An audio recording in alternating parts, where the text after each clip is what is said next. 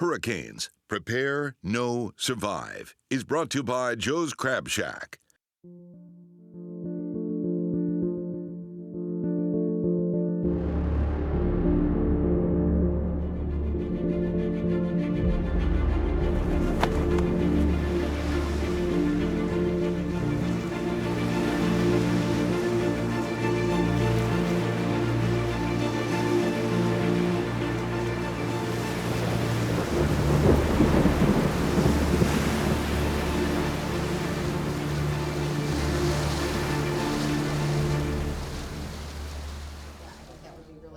Good afternoon, team. Hi there. The thing about hurricane season is we know it's coming every year, but every year is completely different, so we can never really know exactly what to expect. Just because this is forecast to be an average season doesn't mean it's not going to be our year to get a storm. Does anybody have any questions? When Hurricane Alicia hit, I was 16 years old. I was living in Spring at the time, and I specifically remember thinking to myself, wow, I did not know trees could bend like that.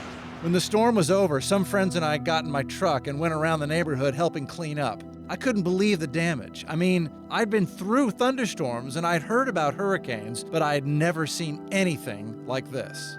That was the moment when I knew I wanted to become a meteorologist. I wanted to understand these things. And more than that, I wanted to prepare myself, my friends, everybody I could, help get prepared for the next big storm.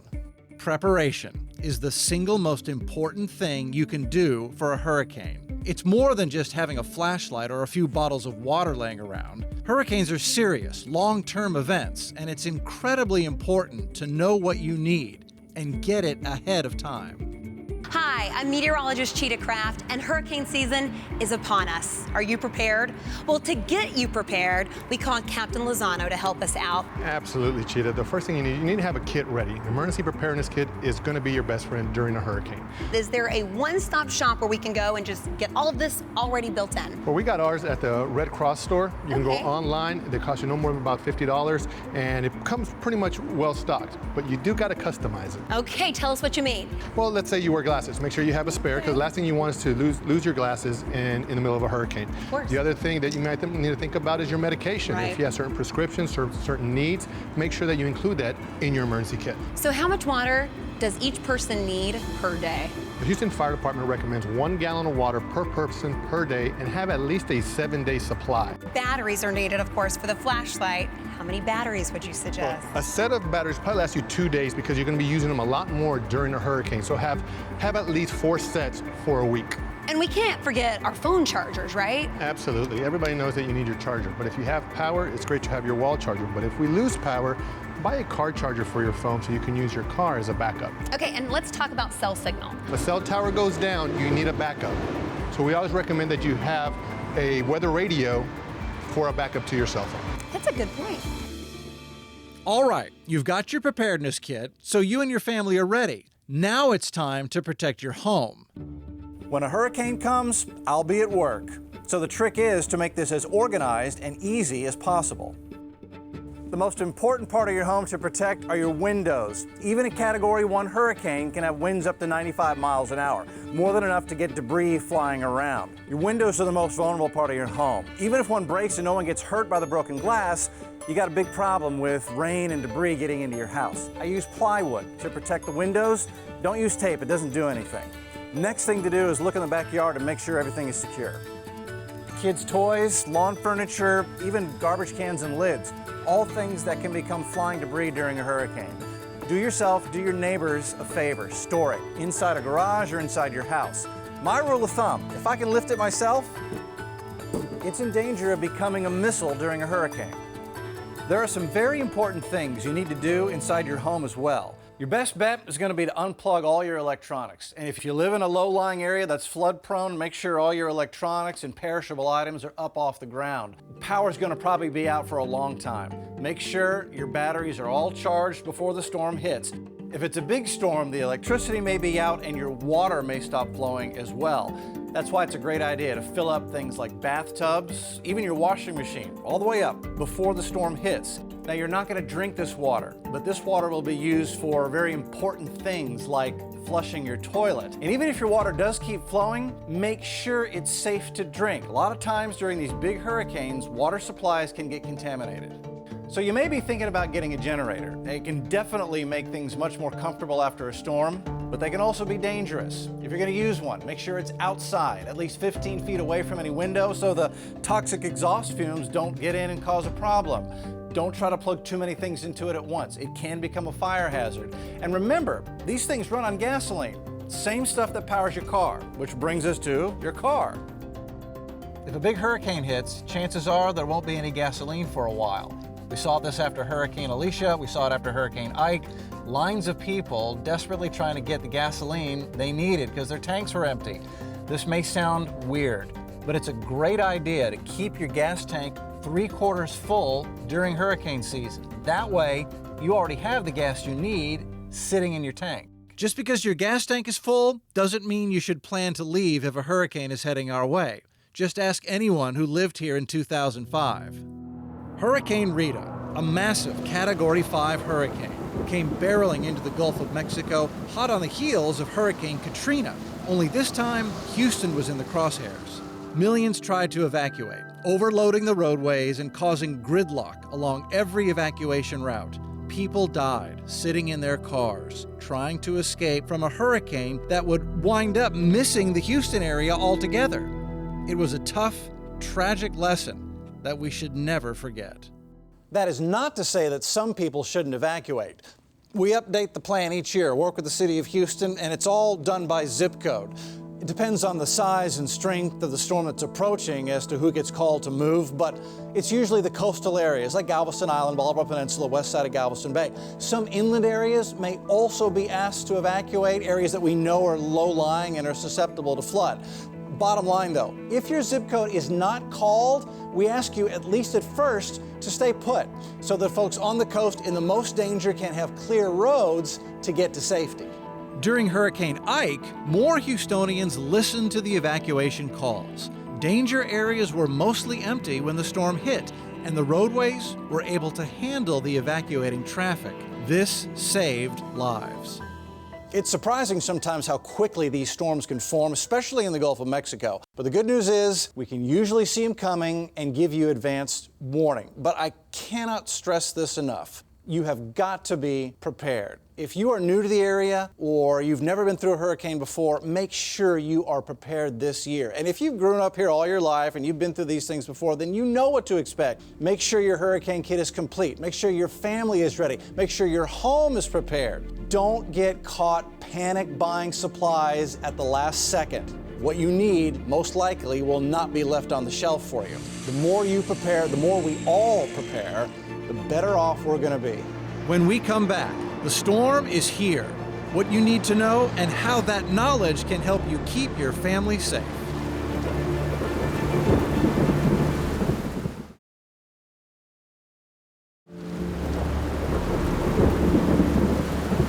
You've heard the saying, knowledge is power. That is never more true than when you're dealing with hurricanes. Well, good morning, guys. How are you? Good. Well, my name is Brooks Garner. I'm a meteorologist at KHOU 11 News, and today we're going to talk about hurricanes for safety. So as a meteorologist, I've had the opportunity to have a very unique insight into the very core of Earth's most powerful storms. I got a chance in 2012 to fly into Hurricane Sandy with the National Oceanic and Atmospheric Administration aboard their P3 Hurricane Hunter. Let me tell you, that was a wild ride. One of the requirements for being a meteorologist is taking a course entirely on hurricanes. That, combined with my firsthand experience, helps me understand what makes these incredible storms tick. So I looked Hurricane Sandy in the eye, and that experience has made me a better meteorologist with tropical weather forecasting. So I'm going to take that experience and help apply it so when a big storm threatens, people are better prepared. Storm surge. It's a word you'll hear a lot when we're talking about hurricanes. It's the first thing you need to know about because it can show up in hours, even days before the storm. Now you might be thinking, I live in Houston, I see flooding all the time. Well, you're right, but storm surge is a completely different animal. Hurricane Ike, for example, had a storm surge of 16 to 20 feet. And when compared to the Galveston Island seawall, that's more than enough to overtop. Now, if Ike had tracked just 20 miles farther west, which is such a tiny amount in the scale of a hurricane, Galveston could have been flooded and destroyed, just like the Bolivar Peninsula was back in '08. All right, Dr. Frank joins us, and we're looking at your slide collection before and after, after the storm surge hit Ike. Now look at this. There was 115 homes that I counted in this picture before the storm. Now let's look and see what afterwards. It's just incredible. Gone, right? Gone. It's unbelievable. And Doc, this shows what happened in Gilchrist. There were 500 homes in Gilchrist before the storm. Only 2 survived that were livable. This home stands out like a sore thumb, being able to survive that type of a storm surge. And he had built this after Rita in 2005, and he built it higher and safer. So this is right after the storm's come through. It's still taking a hit here. Absolutely. It's still completely surrounded.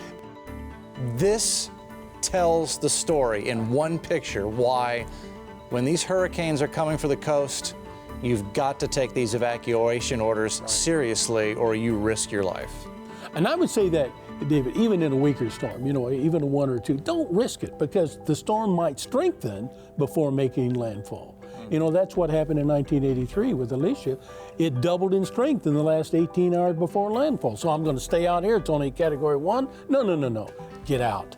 And you can see in the before and after pictures on Galveston down toward Jamaica Beach, it's bad, but it's not nearly as bad. There were 5,000 homes on the Bolivar Peninsula before the storm. 3,500 of them were totally destroyed. The storm surge on the Bolivar Peninsula was 16 to 18 feet. On the west end of Galveston Island, it was less than 10 feet. What's going to happen on the west end of Galveston Island if we have a repeat of the 1900 storm? I don't have to speculate. This is what's going to happen. You know, we've been very fortunate over the last decade or two. We just haven't had any big hurricanes. Yeah. But that hasn't always been true here. After the storm surge, the most dangerous thing about a hurricane is the wind. Hurricanes are broken down into 5 categories based on their wind speeds. A Category 1 has sustained winds of 74 to 95 miles per hour. A 2 has 96 to 110 mile per hour winds. At level 3, the winds grow to 111 to 129 miles per hour. A Category 4 storm, winds of 130 to 156. And a Category 5, the strongest on the scale, winds are higher than 157 miles per hour. That's the same as a strong tornado. You definitely need to take this seriously. Don't be surprised if trees and other debris have knocked down power lines. When this happens, the electricity can be out for weeks. So the question you might be asking is, should I call 911? The answer is an important one, not unless it's an emergency. Our emergency responders are hard at work during a hurricane trying to protect the city, coordinating evacuation efforts, and even rescuing victims of the storm. I'm with Judge Ed Emmett at the Emergency Operations Center of Harris County, and really, what goes on here? Well, during any emergency, of course, we know hurricanes best of all, but any emergency, this is where Harris County and all of our partners, public and private, come together to share information, make sure we respond appropriately. We have different levels of activity here, and level 4 is normal, but if we go down to level 3, we start calling people in. Level 1 is full activation. We will never be in a situation where we don't know what the other parties are doing, but we're all going to be in the same room, we're all going to have the same information, and you see all these screens, we have access to everything. It's important that we coordinate and that decisions that we make are made with the same information in mind. So that's what this is all about. Knowing what to expect before a hurricane hits Houston can help you be better prepared. Knowing what's coming during the storm will help you make smart decisions that can keep your family safe. And with the Harris County Emergency Operations Center up and running, and your KHOU 11 weather team working around the clock to keep you informed, you can rest easy, knowing that you're in good hands. Up next, you've made it through the storm, but that's just the beginning. How to survive the aftermath.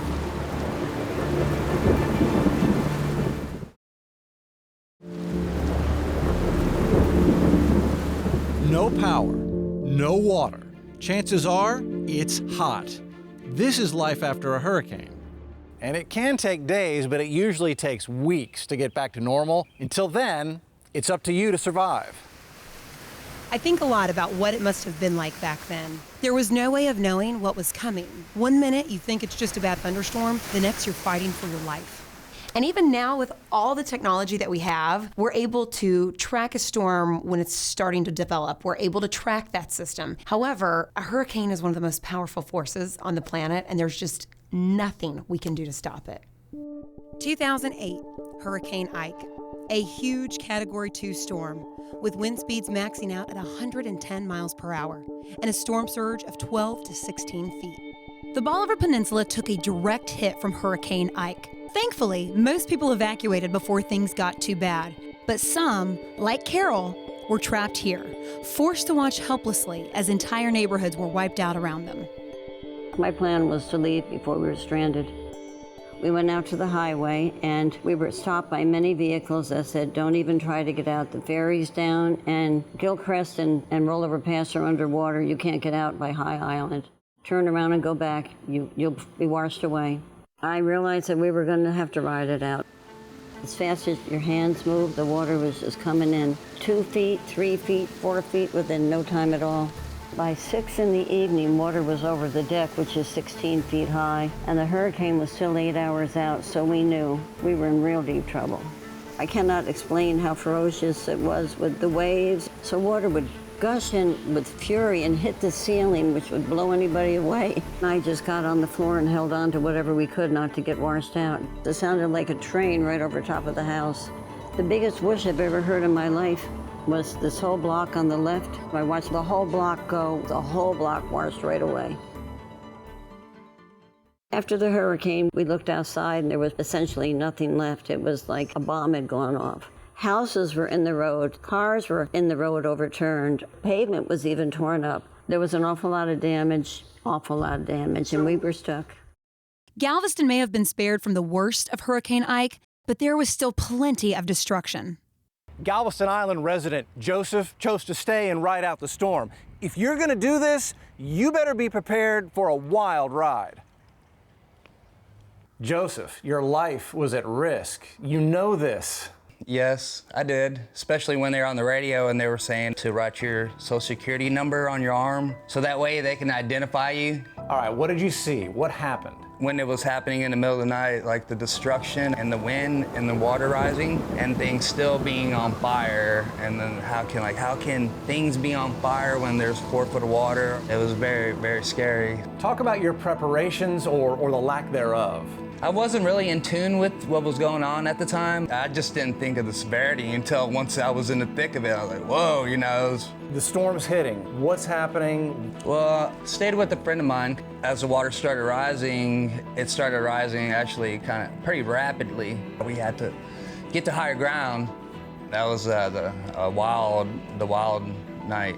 195 people lost their lives in Hurricane Ike. After the storm blew through, the city was a mess. Windows were blown out of the buildings, trees were down all over the city, there were pieces of debris and even boats washed up well inland. Hundreds of thousands of people were without power. One of the best things about this city is that Houstonians always help each other out during these tough situations.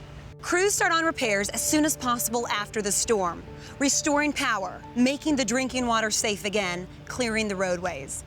After Hurricane Ike, thousands of people were without power, food, water, and other necessities. So community organizations like the Food Bank, the Red Cross, and other organizations came together to make sure those in need received relief supplies. I'm here with Brian Green and Jessica Dabowski, and y'all have been through so much, but Brian, during Hurricane Ike, what was it like? The issue with Ike was knowing what to do and getting resources set up quickly to respond. And so we had about 200 sites that volunteered to be points of distribution for disaster relief. Jessica, during a disaster, what does the Red Cross primarily do? The main thing that we do is provide mass care services. We help with family reunification, distribution of relief supplies, as well as feeding and sheltering of the general population. During a disaster, every situation is different, and there are different needs in our communities. And so some of the major supplies we distribute are cleanup supplies, bleach, masks, rakes, shovels, trash bags, and sometimes first aid kits. What would be some tips that you would give to those at home? One, do your best not to need our services, because following a disaster, I mean, it's great that the community does this, but it's not nearly as good as being able to take care of yourself. 211. That's how the community can then know, well, where is it if you need assistance, exactly where you go. We'll work with 211 to communicate all of our sites where we will be distributing relief supplies, because the need's going to be different no matter what the disaster is. Maybe the most important thing to know about hurricanes is that these are long-term events. It can take a day or two for a storm to completely clear the area, and then weeks for the city to get back to normal. This is why it's so important to be prepared to hunker down for the long haul. When we return, see what you can do right now to teach your family about hurricane season and how the KHOU 11 weather team can help.